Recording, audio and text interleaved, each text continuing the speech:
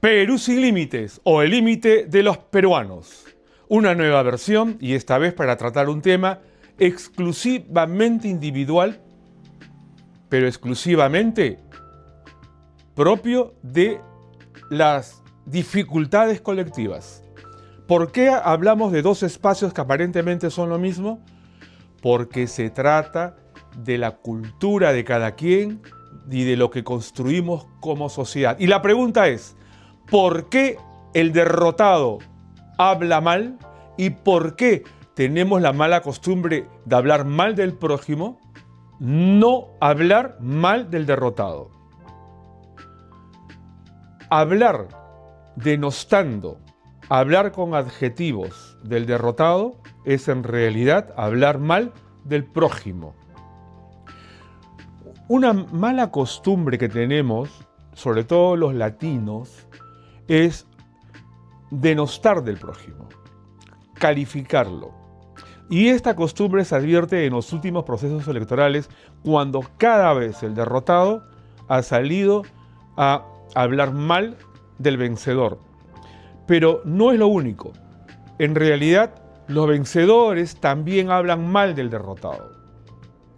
Y esta costumbre no es sino el reflejo de lo que mal hacemos cotidianamente.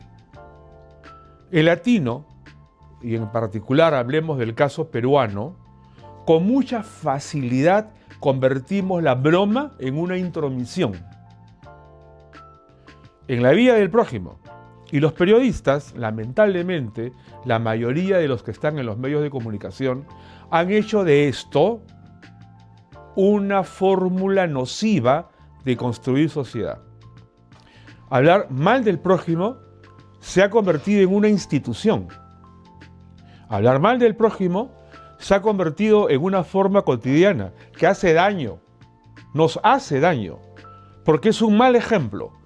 Los jóvenes lo toman y se generaliza. Debemos construir país y hacerlo es convocar a todos en el mismo esfuerzo, en el mismo propósito, en la misma idea. Y no se puede hacer si tenemos la mala costumbre de adjetivizar al prójimo y de pretender destruirlo en el empleo de la palabra. Si un esfuerzo tenemos que hacer en Perú es lograr la identidad, el colectivo que se aprecia entre todos y el grupo social que construye nación. Los educadores tenemos una deuda con esto, pero la mayor deuda la tienen los políticos que no han hecho escuela democrática. Y hablar mal del prójimo también es un síntoma de tiranía. Debemos respetar las ideas ajenas y eso sería un síntoma de democracia. Por lo tanto, estamos en una circunstancia en donde la democracia se pisotea el día a día cuando no respetamos las iniciativas, las propuestas ajenas. ¿Por qué estamos en esta circunstancia en donde vivimos este estadio polarizado, en donde hablar mal del rival se ha convertido en parte de la cultura nacional? Educadores del país, políticos del país, si no hacemos escuela de democracia, enseñando a no hablar mal del prójimo, que cuando encontramos defectos en el prójimo, debemos ayudarle a superarlos. Debemos contribuir con el prójimo a que sea mejor. En estos momentos, ¿por qué Fujimori logró la victoria en las elecciones recientes? Tras varios procesos de fracaso, vamos a analizar solamente el último caso. Todos comentan que hubo ayuda desde el Jurado Nacional de Elecciones para que la segunda vuelta sea en particular con el rival más adecuado. Y el fujimorismo se preocupó porque sea así. En la segunda vuelta anterior, en que ganó Pedro Castillo, ocurrió una diferencia de personeros. En la primera vuelta, el fujimorismo había logrado más del 70% de personeros colocados en las mesas del país.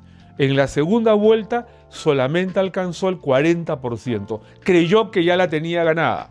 Grave error. En las últimas elecciones, sin embargo, con la lección aprendida, colocaron personeros en casi el total de mesas del país, incluyendo el extranjero. Hicieron su trabajo. El rival, Juntos por el Perú, al parecer no logró colocar la cantidad suficiente de personeros para proteger el voto. Y esta es la expresión que debemos tener en cuenta. Proteger el voto. Lección aprendida para todos los partidos políticos. Porque lamentablemente hay muchas mañas instaladas en el acto electoral. Cosas que debemos corregir. Perú es una patria que aún no alcanza la escala de nación.